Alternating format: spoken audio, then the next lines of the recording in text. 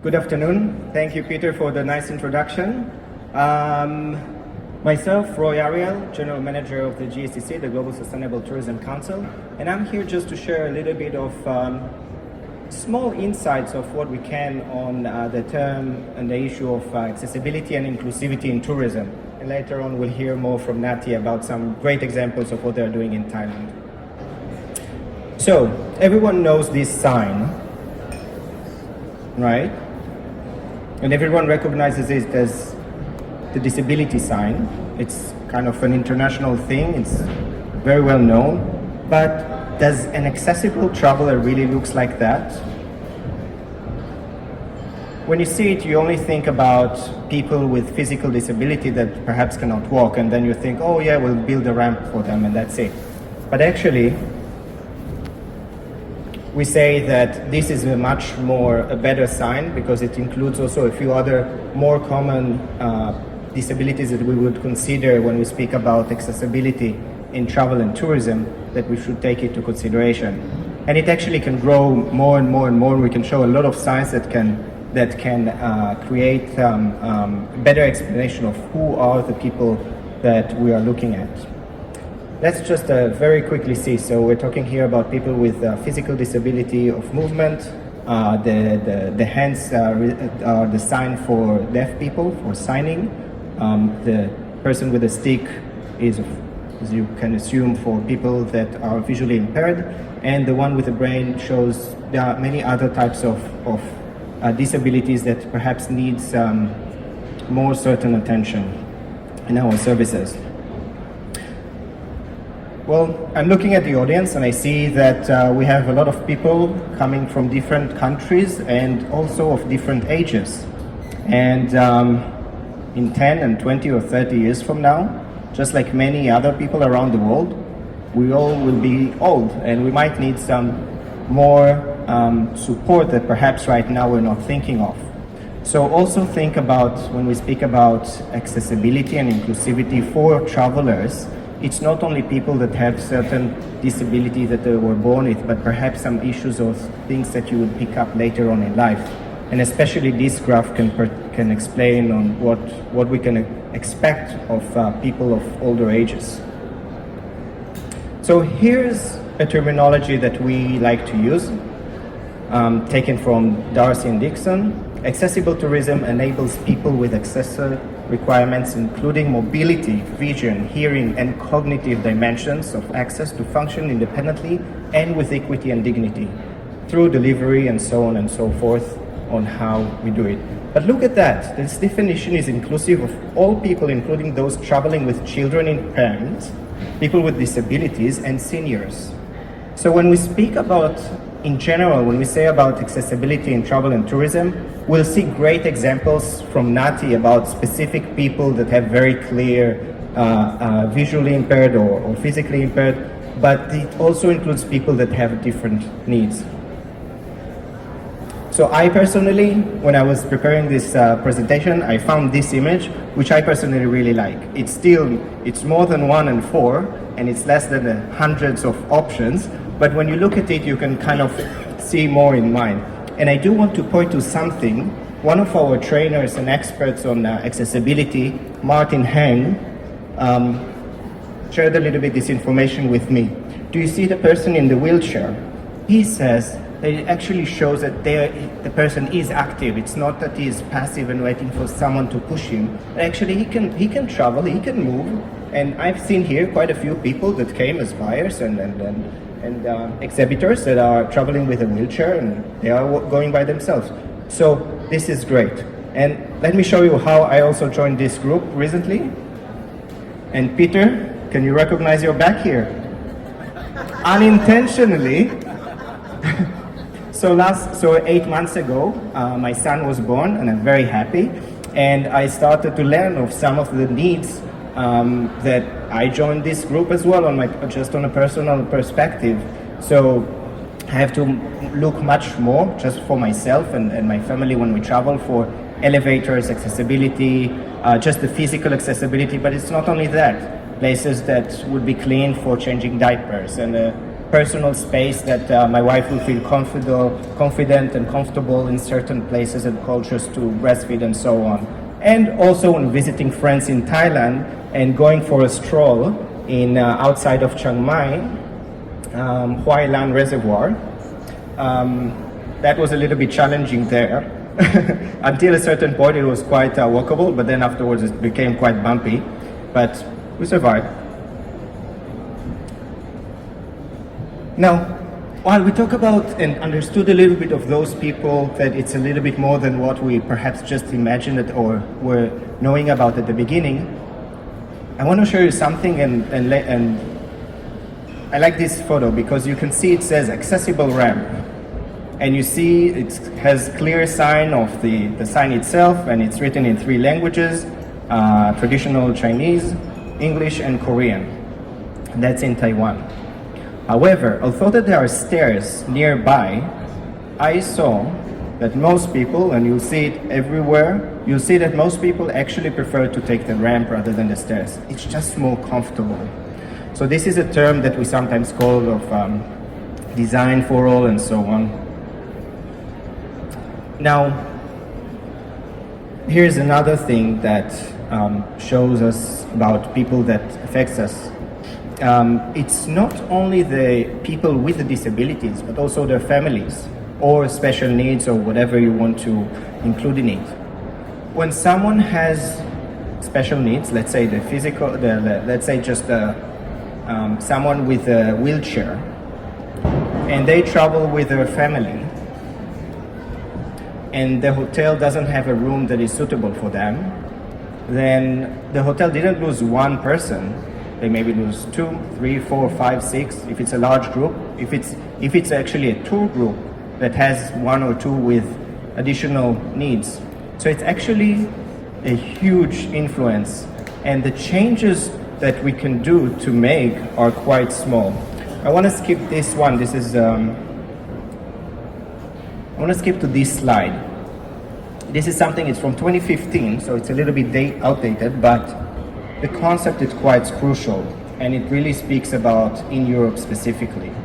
I don't need to reread it. You can just have a look at the stats here. It has also business sense.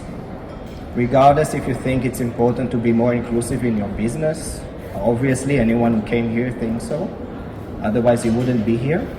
But even if you don't have this very strong drive to make this change, if you just really care about the bottom line, then it also makes sense, because as I explained, it affects much more than the one person that has a disability, but actually a larger group of people that will enjoy for better services that will address the additional needs that people have.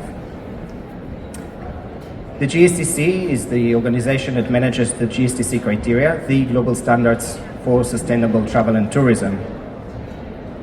The GSTC criteria has 2 sets, the hotel criteria and the tour operators criteria, and also a destination criteria.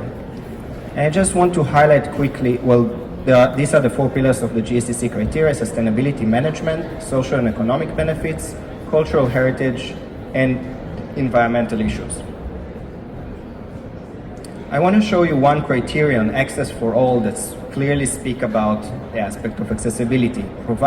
This is for hotels and for tour operators. They should provide access and information. Okay, keep that in mind, and I'll speak quickly about information as well. So these are some of the indicators that can help to understand if a place actually complies or follows this criterion. So sites, buildings, activities should be accessible and also as appropriate to nature of the operation. For the destination criteria, that is in B, that is actually in the socio-economical part. Where practical, and this is important, sites, facilities should be accessible for all. Now I'd like to say it because I saw Nutty's presentation, and I think there is a great example in his presentation for this part, where sites and facilities are not immediately accessible access is afforded through a design and implementation of solutions that take into account both the integrity of the site itself and reasonable accommodation for the persons with access requirements. Now, I just had yesterday a quick chat with another accessibility expert who is sitting here in the audience, 𝙎𝙪𝙨𝙗𝙚𝙗, sitting here. And remember, I told you that I have this on my presentation. So we were talking about that. If there's one thing, besides you afterwards going and reading the GSTC criteria and learning how you can improve your operation in sustainability, if there's one thing that you want to start with related to accessibility and inclusivity in your business or operation or your colleagues, this information, start with that. Many times you're actually already providing such services that could be suitable for people that have additional needs, and they just try to understand if you can provide it or not.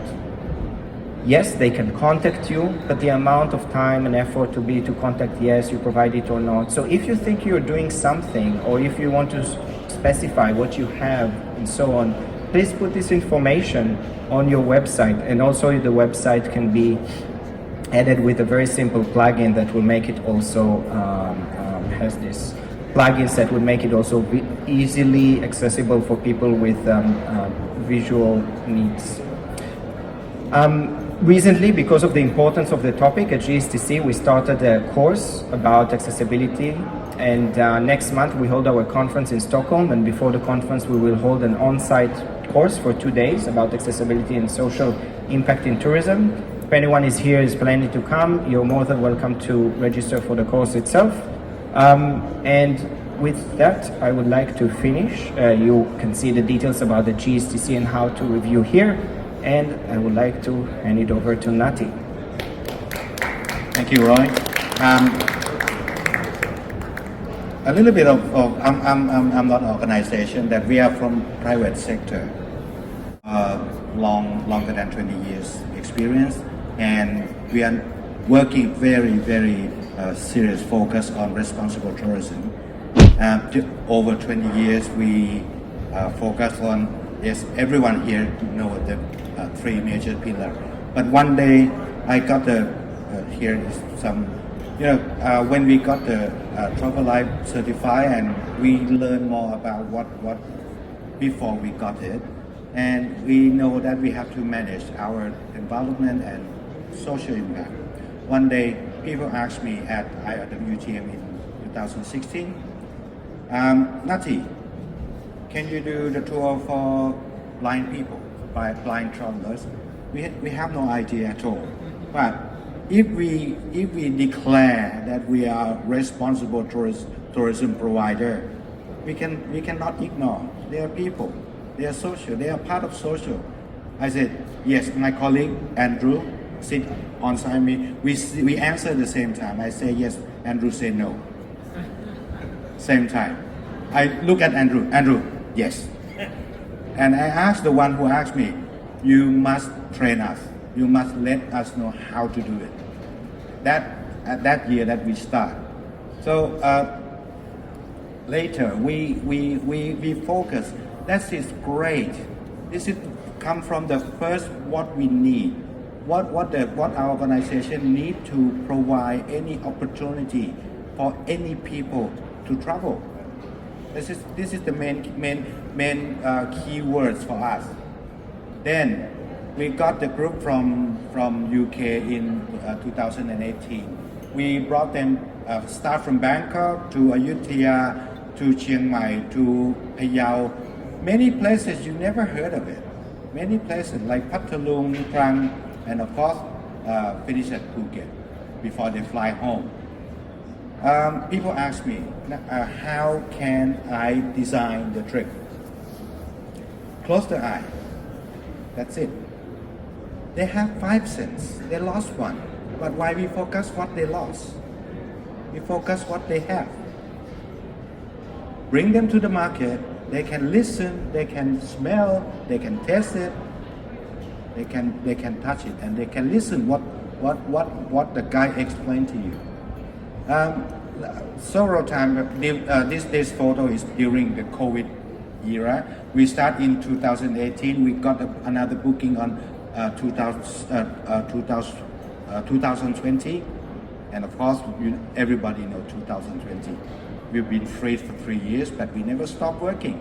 We working with many organizations to improve, to make sure that they understand and we're ready to welcome. I would say Thailand infrastructure is far away for individual travelers. But for the one like our organization, we think where it's ready, we create, we design where is ready and what they can do all together regarding to our experience and design it for them. In 2019, before the COVID time, I got another challenge from one organization. Hey Nutty, you do the tour for blind, why not for a wheelchair traveler? I said, yes. Again, I answered the same answer. Yes, but you must train me. You must let me know how to do it, and then we do it. I sit on the wheelchair, I feel like them, and see how I go. And plus our experience in tourism, timing, momentum, and water highlights for every single day. So later, this is what I will not read for all, but the step that what we design is estimate, draw the route, and then test it. Make sure that people at the destination they raise awareness and understand how to serve these travelers, and then we test it by a user. Don't judge. Don't say, oh, sure, this is can use. Many hotels in Thailand, what I can see, they say they have accessibility room, but in fact, many of them cannot be used. This is very important. Especially for the tourism industry, if you create this kind of thing, ask our friend, the user, test it before you sell it. Okay? And of course, we learn a lot more from our neighboring country, from many experts. And raise awareness, we not only promoting and marketing. For example, everyone here, you trust me, Thailand can be visited by everybody. People book on me, book. But behind me, the people on the supply side, they don't understand how to serve it. So that's why we make the balance. We work with not only a private sector, but we work with the academic, we work with many expertise, and we do we create our own training course for the supply chain, for the people in the supply chain.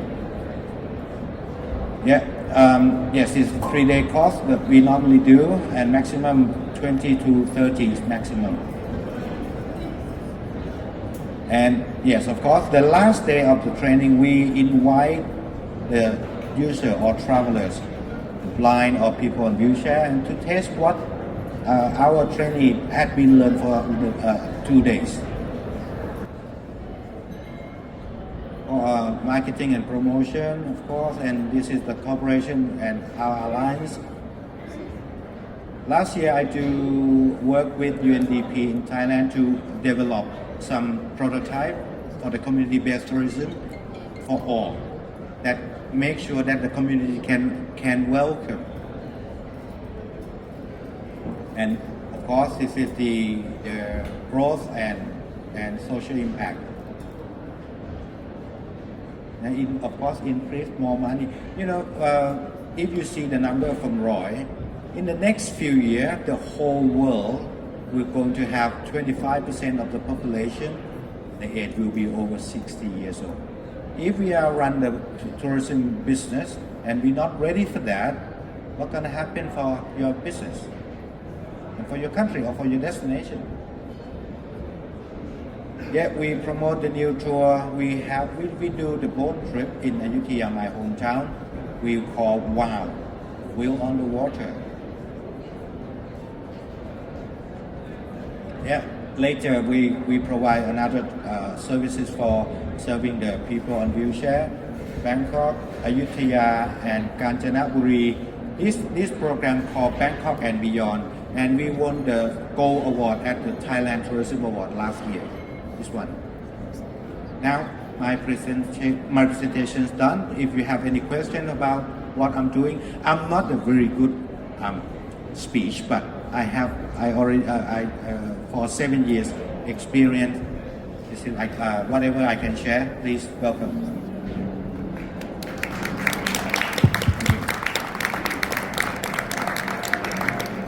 Does anybody have any questions?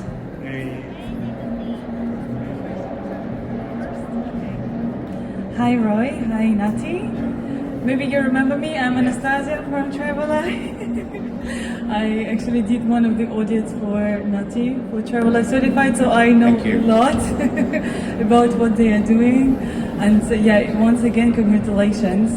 And thank you both for this very insightful, inspiring presentation.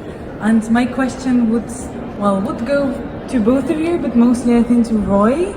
And my question is that, do you think that accessible tourism, this concept can be also stretched to people with dietary limitations, such as intolerances to gluten, and just people who are not eating specific ingredients due to ethical preferences, such as vegetarians and vegans? Thank you. Because being vegan myself, I struggle a lot, to be honest. Even here at 𝑖TB, it was quite tricky to find something vegan, which I find very strange. Even though veganism, I think it's more for environmental, it goes more to the environmental aspect.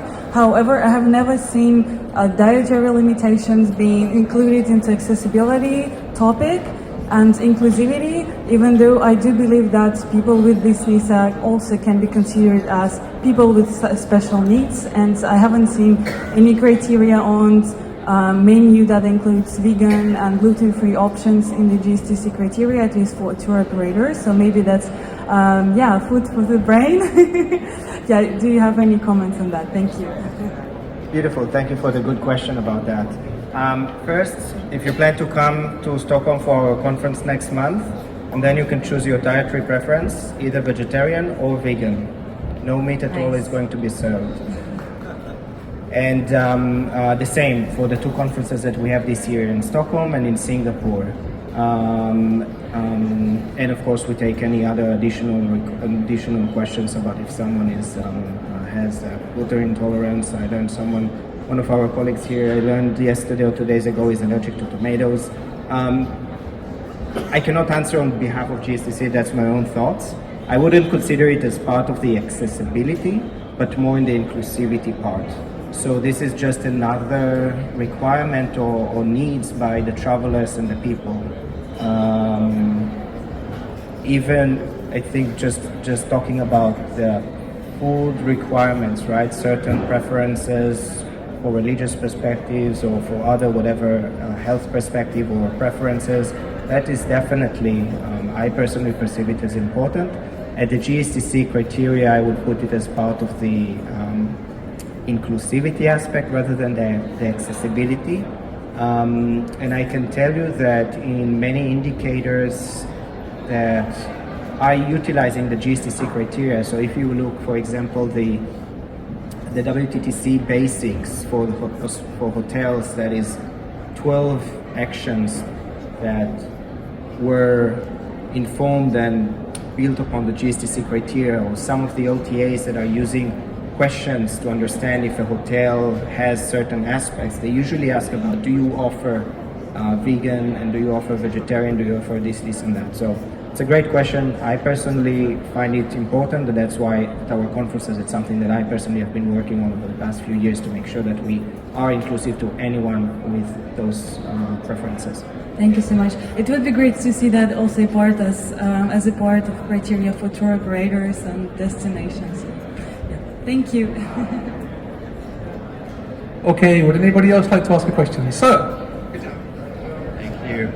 Excellent presentation. Thank you so much, both of you. I really appreciate your point, Nutty, when you said use it, test it before you use it. That applies across so many other areas. Roy, I was wondering, the GSTT takes great care to develop the criteria and standards on the development process of the accessibility criteria. as a global standard, how are you looking at, I know for example working in the Philippines, they have laws in terms of what they mandate on what an accessible building should be. How can this be contextualized as a global standard when you apply it to countries where there's laws and regulations also dealing with this topic? Thanks, Bijan, for the good question. The GSTC criteria, for those not familiar, it was the first one was developed in 2007, 2008, where the process took almost 2 years because it was really inclusive in a sense of collecting information, not just studying all the whatever that has been in existence in 2007, but actually collecting commentaries from more than 80,000 experts that were invited to comment, but not only experts, users, right? You don't have just users, experienced people that are in different communities that are being involved in the tourism industry or being affected by that. And when we conduct revision of the GSTC criteria every few years or so, both the hotel tour operators criteria and the destination criteria, we invite everyone through a public consultation. As we speak, we are now in the midst of developing the GSTC attraction criteria, and we are now in the period of the first public consultation. And during this period, we're not only asking people here in the audience, but we actually have many of our representatives that work and make sure that we have people in Latin America providing commentaries, people in Southeast Asia provide comments, and so on. So we really try to absorb and collect as much comments and ideas, right? As both of you have just now presented two ideas, and I highly welcome and encourage everyone here to provide commentary in the public consultation period. Saying that, eventually the GSTC criteria is a global standard, and you consider it as a foundation, as a baseline. There are other standards that are using the GSTC criteria and build upon it. So for example, there are some references on how you would address certain issues according to the local regulations in the country. So let's say in the Philippines, it's stricter than issues related to accessibility than in Laos, for example. Okay, that should be taken. So the GSTC criteria doesn't tell you exactly which action. I showed you here the criterion from the destination criteria. It doesn't tell you what type of information should be there or how it should be accessible. It says it should be like that. And accessibility is one out of 40 plus criteria that each one has its importance. So the point is that the GSTC criteria has this applicability and has this context. And that's the importance, the context of the local results. Would you like to add anything on that? Because you're using the Travel Life standard. But in practice, I think everything when we talk about the criteria or the standard, realistically, some can be used, some have to adopt or adapt. Yeah, you can't use it purely. That for us, we touch the ground. We work with people and local. Sometimes, yes, we can use the standard, but sometimes we have to adopt or adapt. Yeah, I think people outside is very interested in on our talking, that or maybe another side. So we hope you got the information and the contact detail for Roy and myself. If you have any further question or ask whatever we want to share, just please contact us. I think it's time we. Okay. Yeah. Guys, do we have time for one more question or not? Oh, okay. We have the final question. Final. Running over here. Hi, Nutty, and hi, Roy. Thank you for the great presentation. I don't have a question, just a couple of comments about the language that we used. So we, in the criteria you mentioned about people with special needs and able-bodied. We don't use that language anymore at all, because having a disability doesn't make anyone have any special needs.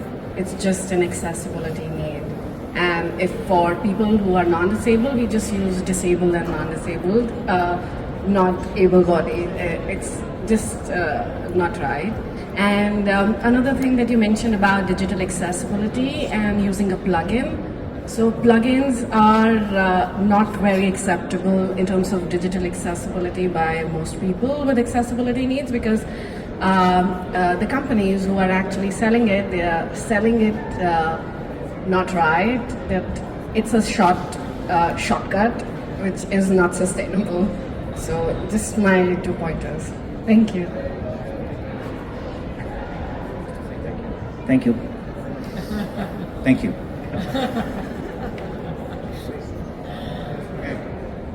Okay. At the beginning of the session, I used a lot of fairground tactics to get everybody to come over, so thank you for putting up with that. I think I've become the de facto MC somehow. Okay, right, Ariel from the GSTC and Nithi from Nutty Adventures, thank you so much. Big round of applause, please. Okay.